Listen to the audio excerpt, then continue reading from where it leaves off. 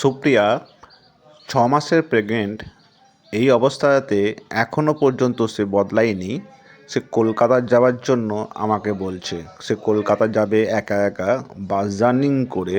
এই অবস্থাতে তার মেন্টালিটি সে এখনও পরিবর্তন করতে পারেনি। সে কলকাতা যাওয়ার জন্য ছটফট করে, আর এই করেই আজকে আমার সংসার অশান্তি এবং আমার সংসারে অভাব অনটন চলে এসেছে।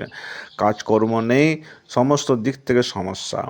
তাও তার সেই শিক্ষাটা নেই। সে এখনও পর্যন্ত এই পেট নিয়েই বলছে কলকাতা যাবে দুর্গাপুজোর সময়। এই পুজোর সময় এখন কিছু দিনের জন্য ঘুরে আসবে, তার এইরকম চিন্তাভাবনা। আপনারা দেখুন, পুরো ভিডিওটা দেখতে থাকুন।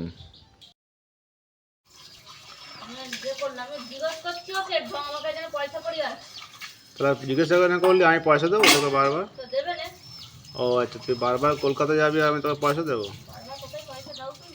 না না, দিইনি তো, এমনি কলকাতা চলে আসি নাকি ফ্রি ফান্ডে?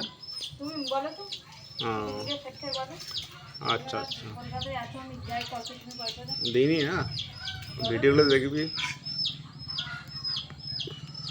ভিডিওগুলো করা আছে তো। তাহলে পুজোর সময় সুপ্রিয়া কলকাতা যাবো বলছো? এখন দিয়ে দেবো একদম উল্টো পাল্টাই করা।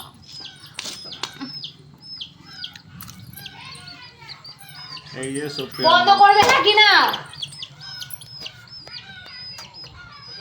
বন্ধ করো, বারবার বলছি। ঠিক আছে, তুমি আগে বন্ধটা করো। না আগে বন্ধটা করো। আর কি করে বন্ধ করবে এখান থেকে? তুমি আগে করো। এটা লাইটটা টেপো, ওইদিকে সুইচটা টেপো। ঘোরাতে দে আমাকে, ওইদিকে সুইচটাকে টেপো। ঘোরাতে দে, সব ঘোরাতে দে ওইদিকে।